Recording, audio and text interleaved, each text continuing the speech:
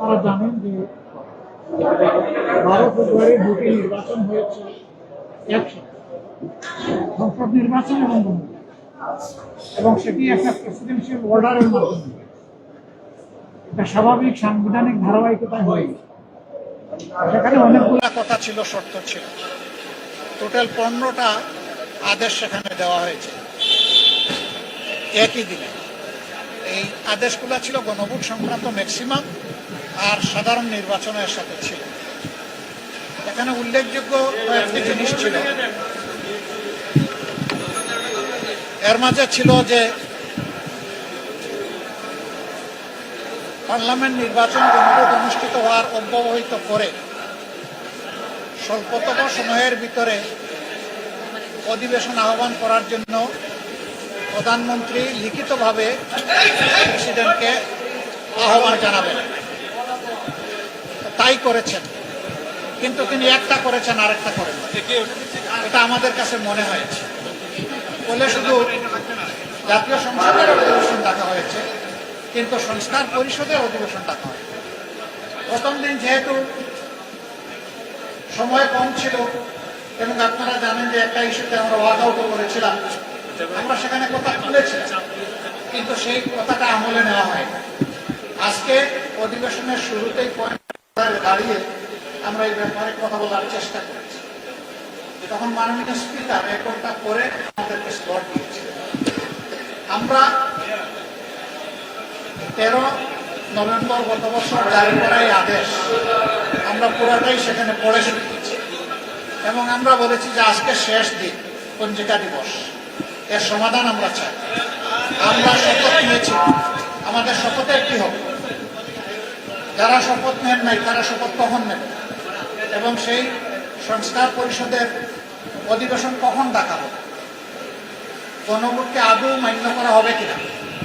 70% জনগণ সংস্কারের পক্ষে গণভোটে রায় দিয়েছে। সেই গণভোটের শেষ অবস্থানটা কি হবে? এই সমস্ত বিষয় দাঁড়িয়ে বলা স্পিকার বলেছেন যে এই ব্যাপারে আপনারা সুনির্দিষ্ট নোটিশ দিলে আমরা বিষয়টা বিবেচনায় নিয়ে আলোচনা করব। আমরা এখন নোটিশ প্রদান করব।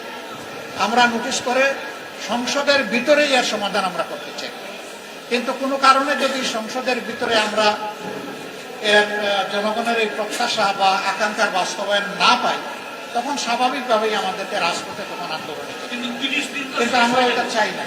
আজকে যেহেতু আমরা বিষয়টা উত্থাপন করেছি, মাননীয় স্পিকার যেহেতু এটা বিবেচনায় নিয়েছেন, নোটিশ দিতে বলেছেন, সেই ধারাবাহিকতা এখন এটা চলতে পারে। রাষ্ট্রমন্ত্রী একটা কথা বলেছেন যে যেহেতু এটা আদালতের আদালতে আছে, আদালত মীমাংসা হবার পর কমিটিতে আসবে, এরপর বলেন এই ব্যাপারে শুনেছি আদালতেও আশ্রয় নেওয়া হয়েছে, আমি সঠিক জানি না সেইটা এখন কি হবে না হবে। তিনি এই ব্যাপারে ক্লিয়ার কিছু বলেন। আমি কার্য উপদেষ্টা কমিটির বৈঠকে বিষয়টি নিয়ে আলোচনা করার কথা বলা হয়েছে, আহ্বান জানিয়েছে।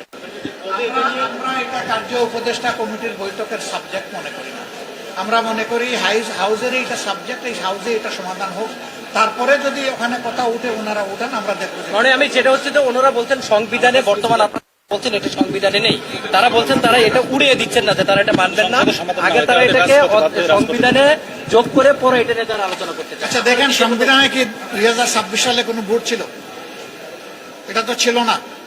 এই প্রেসিডেন্সিয়াল অর্ডার, একই অর্ডার, এই একই অর্ডারের মাধ্যমে যেটা হয়েছে, আপনি এক অংশকে সংবিধানের বাইরে গেলেও মানবেন, আর এক অংশ বাইরে গেলে মানবেন না।